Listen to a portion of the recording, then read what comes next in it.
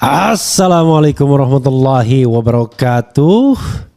Sobat RH sekalian, jumpa lagi kita di channel yang keren ini. Keren cadas.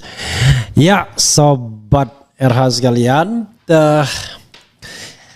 ini hal yang barangkali ditunggu oleh sebagian orang, yaitu pemecatan Joko Widodo dan keluarganya dari PDIP.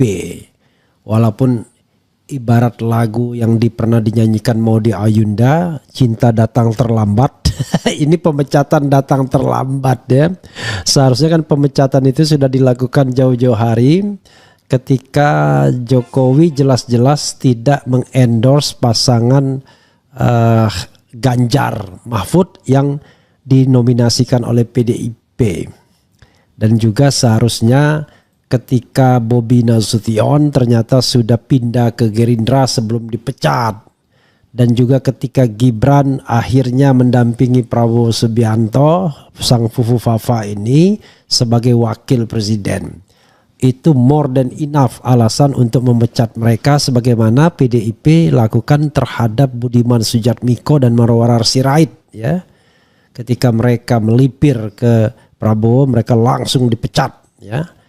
Tetapi rupanya butuh waktu ya, negosiasi politik, karena PDIP pun masih mendapatkan manfaat dari pemerintahan Presiden Jokowi, yaitu menteri-menteri PDIP masih dipakai, dan Bu Mega sendiri itu masih menduduki 2 jabatan sebagai BRIN ya, Ketua Dewan Pengarah BRIN, Badan Riset dan Inovasi Nasional, dan sebelumnya adalah Ketua Dewan Pengarah Badan Pembinaan Ideologi Pancasila.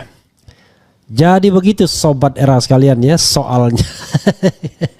Jadi karena soalnya adalah poco-poco juga PDIP, baru sekarang rupanya. Nah kalau sekarang udah beda.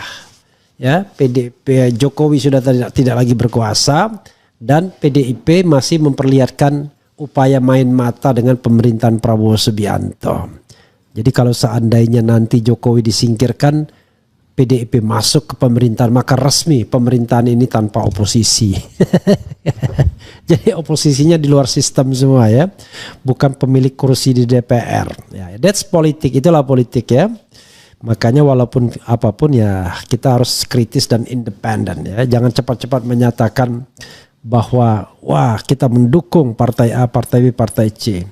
Saya pendukung PKS, tetapi ketika PKS berkhianat terhadap jalan lurus amar ma'ruf nahi mungkar, maka saya tidak akan mendukungnya. Tetapi belum tentu kemudian pindah ke partai lain ya.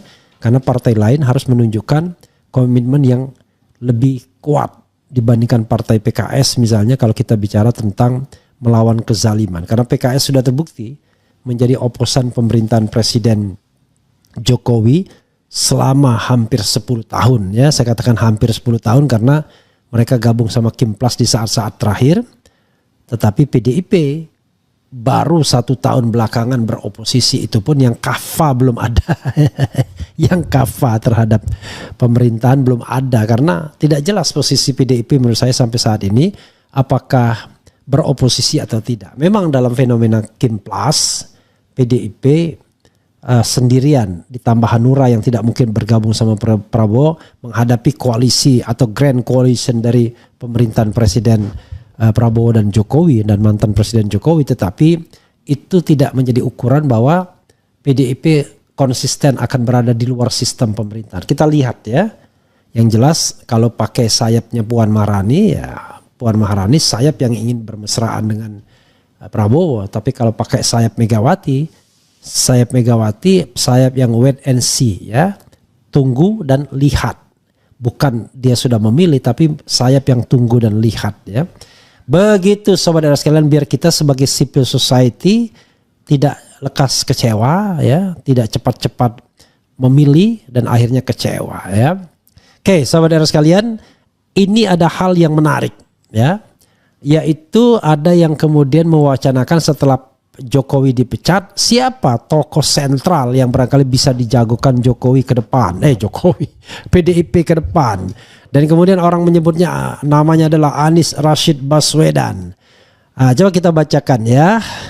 Saya ingin siapa yang mengemukakan ini dan nanti kita akan lihat penilaian masyarakat baik melalui komentar Sobat Era sekalian maupun melalui polling yang saya sudah buat.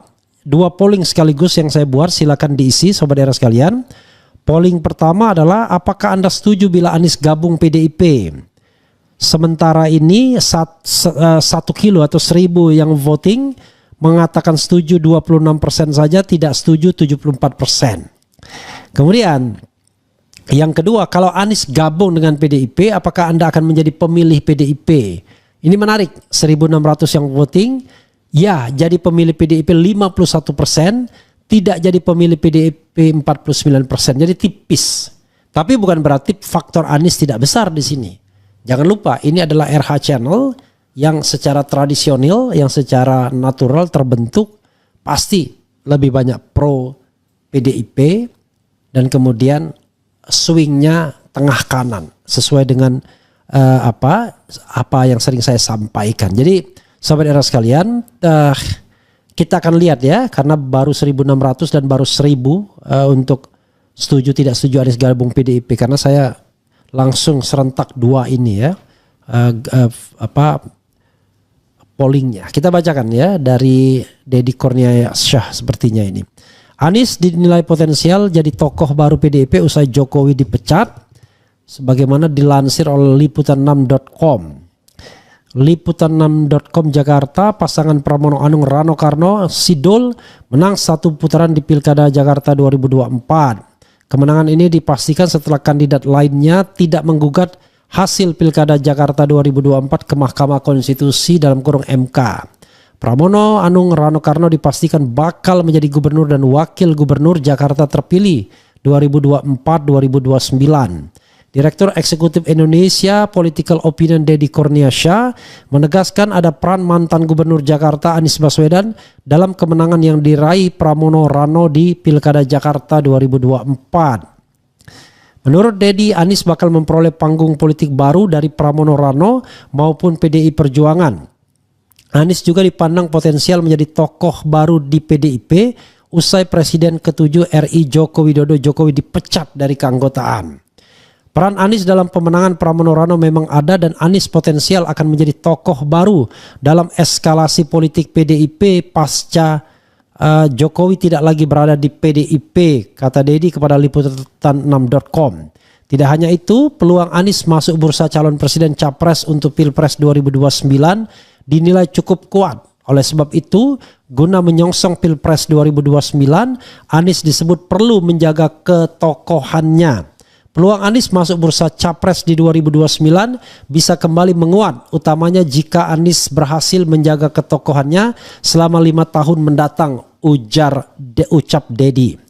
Deddy menyatakan dalam situasi seperti ini secara politik Presiden Prabowo Subianto tidak terlalu khawatir dengan melesatnya peluang ketokohan Anies. Menurut Deddy, kekhawatiran justru datang dari Jokowi, sebab sang putra Gibran Raka Buming Raka bakal terancam popularitasnya di Pilpres 2029 untuk menghadapi Anies. Gibran sih bukan kelas Anies sebenarnya. Kalau Gibran bisa jadi wakil presiden karena politik Indonesia yang sakit ya.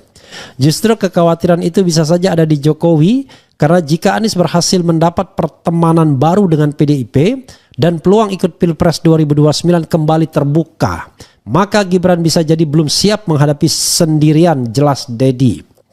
Oleh karena itu, Deddy menyebut bahwa peran Prabowo dalam hal ini masih amat diperlukan. Prabowo dituntut harus bisa mengimbangi kontestasi politik di tanah air hingga 5 tahun ke depan. Ya, Sobat Era sekalian, dan sebelumnya diberitakan ya, PDIP pecat Jokowi dan keluarganya ya, keluarga yang luar biasa ya. Ini ada gambar Jokowi dan keluarganya. Jadi Sobat Era sekalian, saya membutuhkan lontaran Deddy Kurniasyah untuk membahas soal ini lebih lanjut ya. Anies PDIP, Anies Nasdem. ya. Mana yang Anda pilih? Itu satu. Kalau Gerindra rasanya tidak mungkin. Nah sekarang kalau Anies direkrut di salah satu partai tersebut, maka pastilah kebutuhannya untuk 2029. Kalau mau jujur, tidak ada tokoh yang lebih moncer dari Anies hari ini. Kalau Prabowo kemudian menjadi presiden, ya tentu ada catatan dalam pemilihannya. Kita tidak pernah melihat kampanyenya luar biasa besar dan lain sebagainya, tetapi toh terpilih. Ya itulah. Kalau yang bergerak itu adalah the invisible hand. Oke? Itu satu sisi. Karena itu kalau kita bicara ketokohan, ya panggung publik, panggung politiknya, maka Anies adalah tokoh yang paling terdepan hari ini. Walaupun dia tidak punya jabatan politik.